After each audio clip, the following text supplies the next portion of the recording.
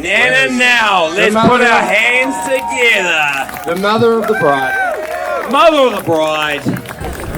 Wide-eyed, the toddler sat in her high chair, transfixed as she watched her dad scolding the house cat who stole a fish.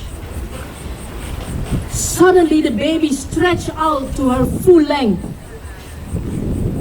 standing upright in the chair, and with fiery eyes and a voice that sounded like an angry gibberish, she unleashed her wrath upon her father. Listen.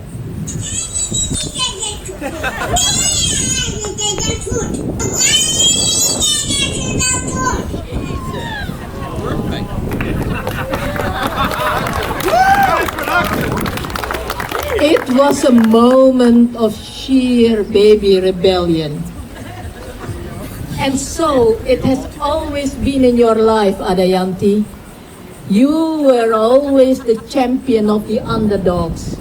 You have an overdose of empathy for others, always ready to lend a helping hand, unless they stole your chocolate.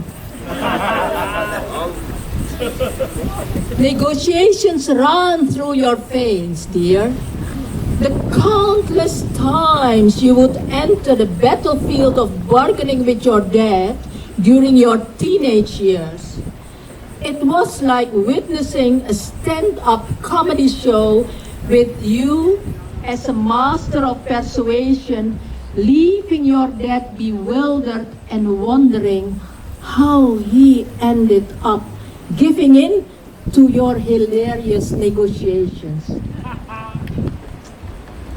After high school, you took matters in your own hands and arranged your further education in Santa Barbara. What are you going to study? I asked. English, you replied. Oh my goodness, Adayanti! Why on earth are you going to study English in America?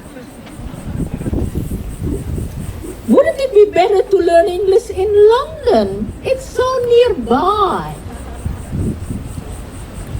Mom, have you seen the climate difference between London and Santa Barbara? Apparently, you already knew, even before climate change became a TikTok trend, that a warm country is the place to be.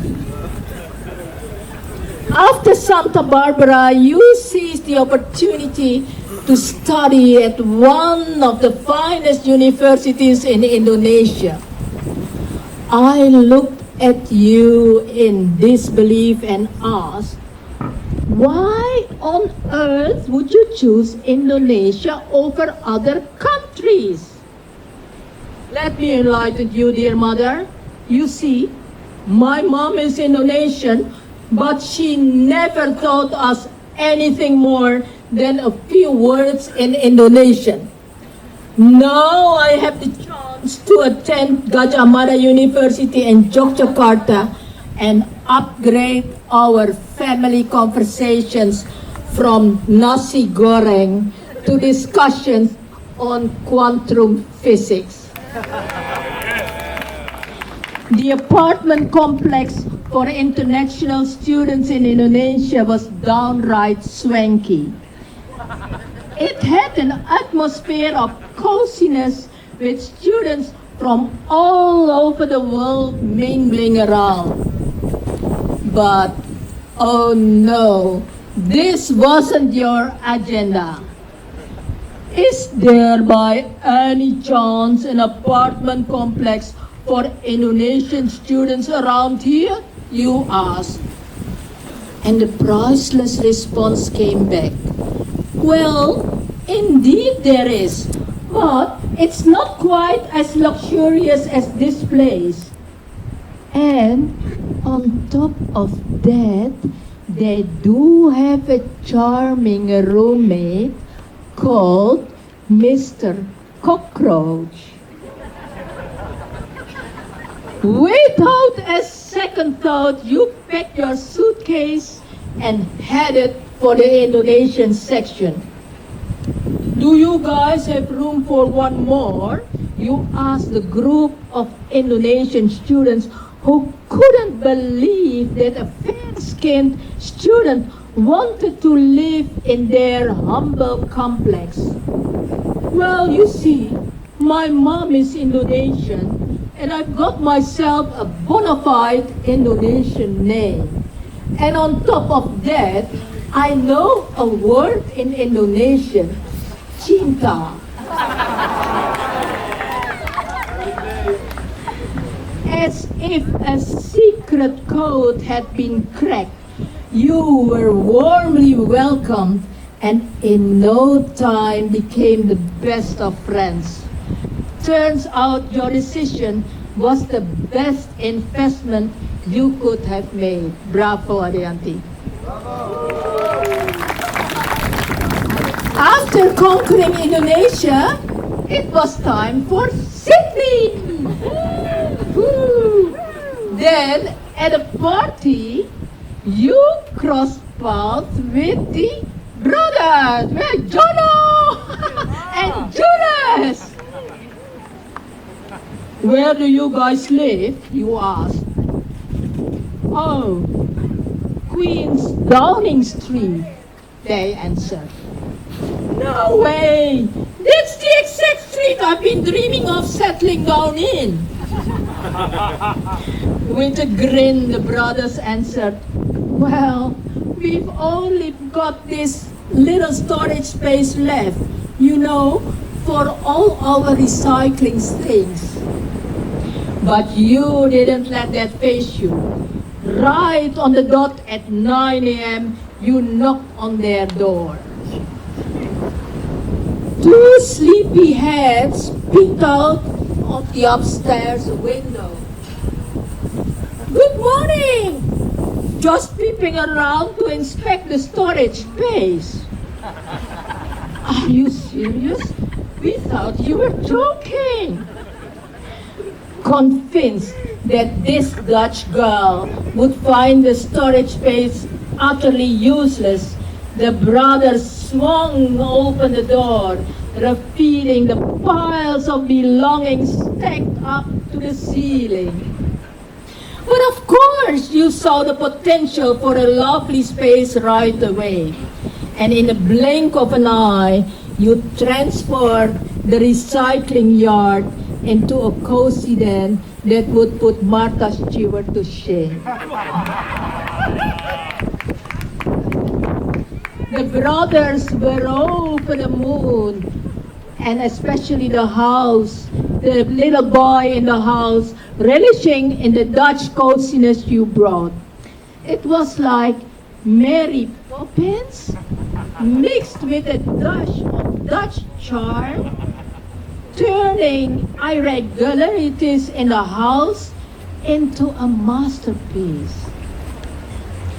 And before you could say, "Good day, mate," you were feeling right at home in Sydney. You went around telling everyone it was the most beautiful place on earth, with an amazing job, a warm family like Auntie and Uncle Peter, and that glorious weather. You were as happy as a fish in water.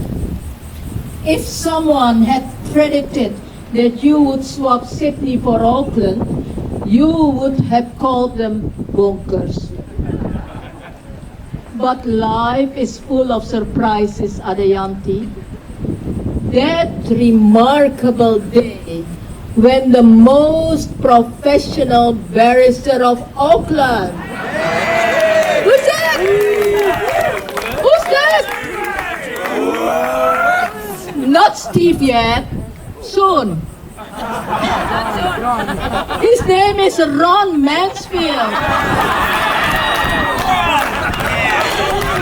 Had the most brilliant idea to plan a company vacation for all his staff to Bali and extended an invitation to Steve, a former employee. Who would do that? Or was it the universe pulling strings and making him do this? But dear on, this was truly the most magnificent action in your whole career you have ever done. At the same time, Chris and Pony tied the knot in Bali. And guess who was tasked with organizing Chris' bachelor's party? Yeah, you. And was it coincidence or destiny that Steve mustered up the courage to come out to you and strike up a conversation? This encounter was about to flip your life upside down. So, here you are, smack in the middle of a Balinese rom-com scene, a love story in Bali where a fairy tale comes true. Liva Adayanti, this little baby for whom I felt an overwhelming love since her birth has now blossomed into an amazing human being. Every day, I'm reminded of the incredible blessing you are. Dear God, thank you for this precious gift. Please bless this marriage of Adayanti and Steve. Please protect them and their children and guide them in your loving hands.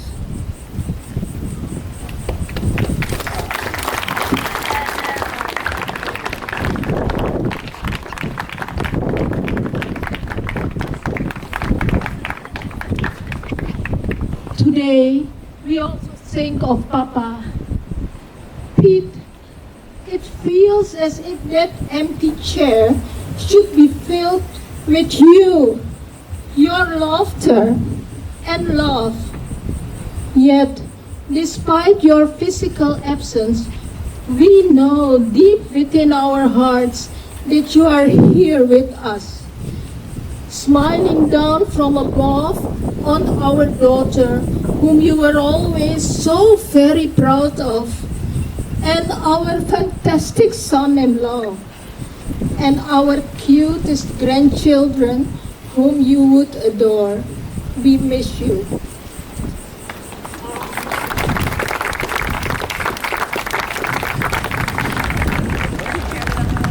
What I just said, better now.